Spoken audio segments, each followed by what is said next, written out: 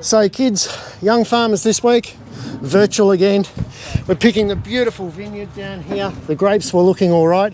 We had a little bit of a problem with a fox. We had another little bit of a problem with a loss of power, and we had a little bit of a problem with the birds. So I'm going to have little clips explaining all of that.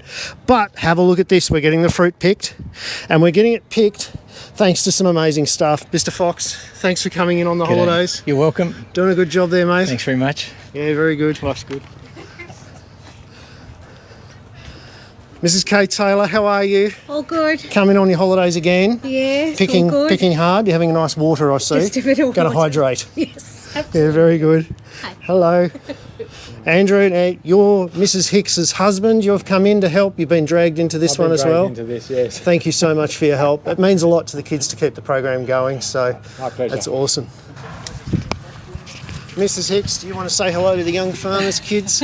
We're busy picking fruit here, keeping the season going in what has been a particularly difficult year. Isn't that amazing? I see you're all fired up. This isn't the first time you picked grapes for the school, is it? No, I did this last year too. Fantastic. Thank you so much.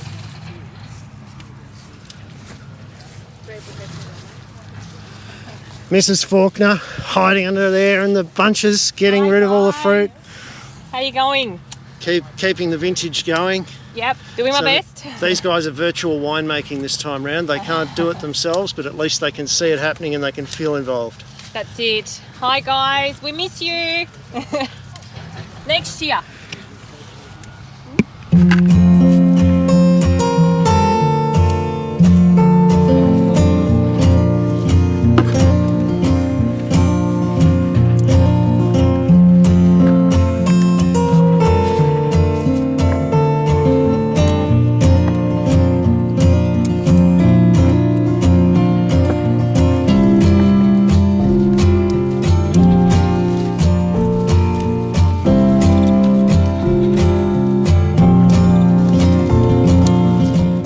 It's been a season fraught with anxiety this year. We had over 100 mil of rain about 5 days ago, and we've had to wait for the effects of that rain to come out of the grapes. We couldn't pick earlier, as you saw in the last video. The acid levels just weren't right, sugar levels just weren't right. We've waited, we've been really strong and brave, and now we have some fantastic fruit to pick and make wine with. So let's go through the process of picking this fruit, crushing and destemming it, inoculating it with yeast, fertilizing it with some DAP, and starting the process of fermentation. Unfortunately, this season hasn't all been plain sailing. The fruit here looks beautiful, but as we come down a bit, you'll see that quite a bit's been eaten. Now you might think birds, but we're on the inside of the net. There's a bit of a clue down here. Hello, Mr. Fox.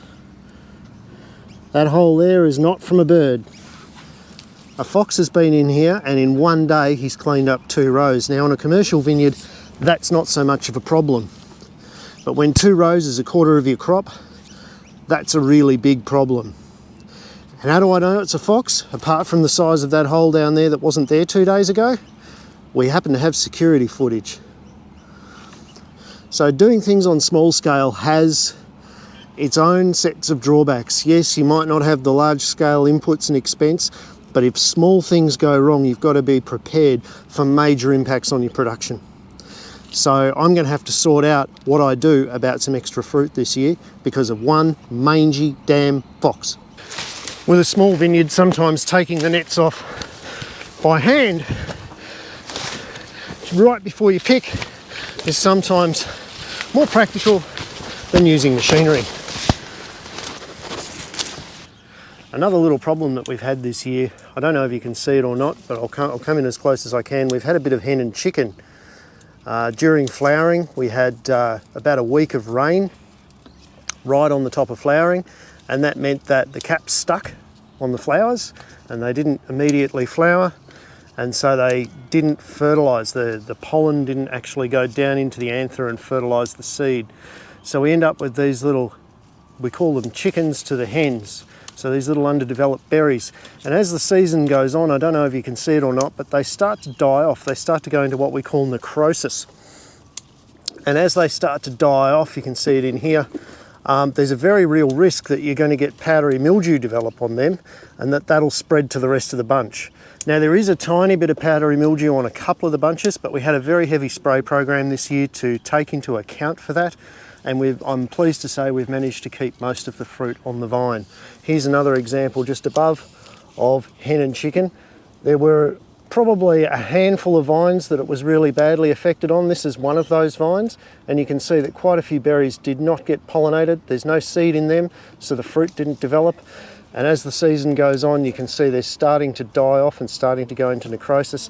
That is a real disease harbour, and when you have that condition in your vineyard, you've got to adjust your spray schedule accordingly. Thankfully, with the good spray schedule, the fruit's still fine. It'll all go into the pot and all go towards making some fine wine. So this is the best day of the year as far as I'm concerned. You get to pick the fruit and see the potential of 12 months worth of work its way through ferment into the barrel, and then eventually 12 months later into the bottle. What an amazing thing. Always beautiful weather in autumn. Love to be picking grapes. When I hear cicadas creaking, all I can think of is high quality wine. And I just love the romance of this particular time of the year.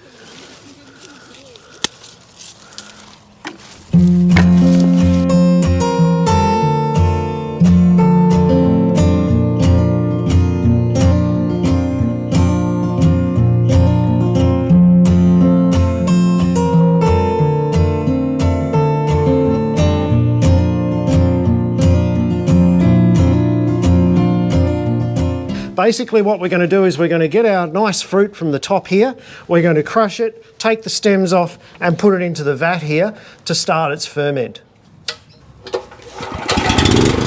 And we're back up and running. This is the critical moment. This is where we see whether we've got it running or not. Yes! So the fruit gets pulled through the hopper by this auger and goes down into a set of blades that resemble Mum's old washing machine. That squeezes the berries. Once the berries are squeezed, this part of the machine here spins off the stalks and they come tumbling out.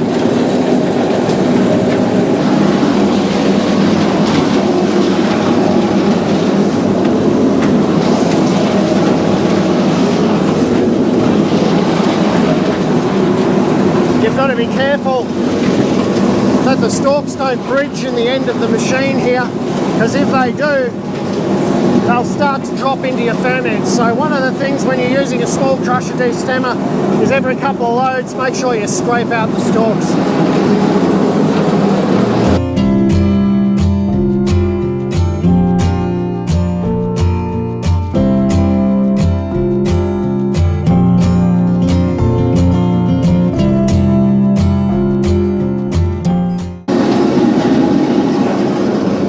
So that's it, job's done for the year.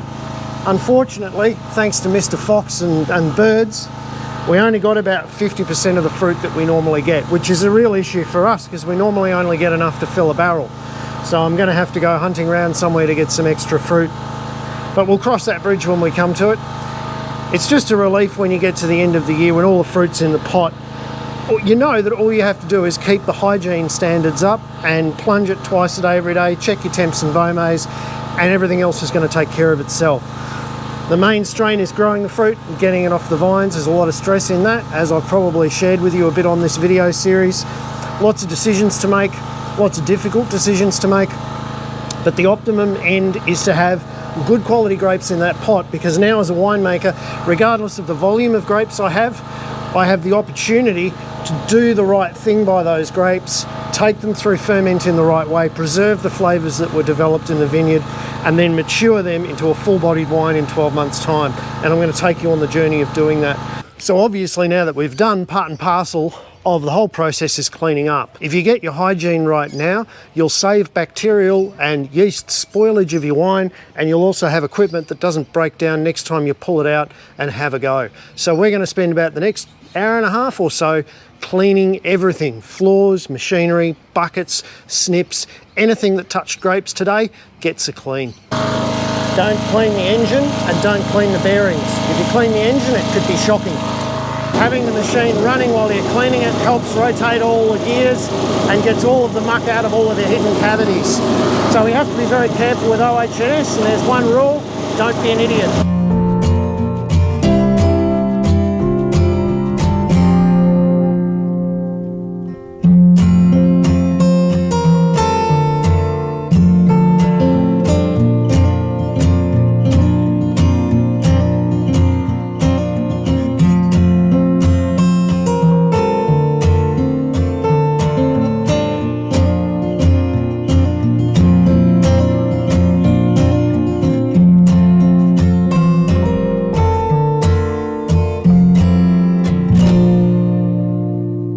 Okay, so we've got all our fruit in the pot, and it's been a pretty horrible year. So as you can see, we're down quite a bit on our crop, but we'll still get a couple of 100 litres of wine out of this, so it's not wasted effort. First thing we need to do, because Australia is low in phosphate in our soils, we need to add some phosphate, some fertiliser to this. So I'm going to add some diammonium phosphate to the ferment.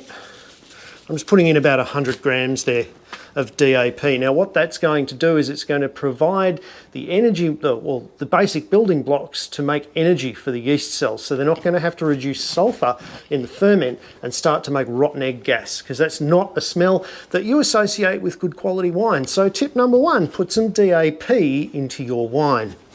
Next, we've got some water. Now I've heated this water to about 38 degrees. I'm going to put a little bit of juice in there, just to put a little bit of sugar in there, and then we're going to get our winemaking yeast.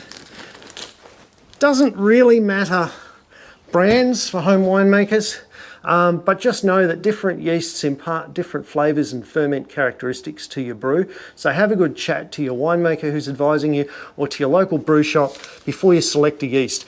I'm going with a yeast that gives a reasonably cool ferment, because I want this to take a few days. Now we're going to leave that yeast to sit in the top of this 38 degree water for a few minutes until it starts to bubble. Then we're just going to loosely apply it to the top of the grapes, put the lid on the grapes for the night, come back tomorrow morning, and we should see a ferment underway.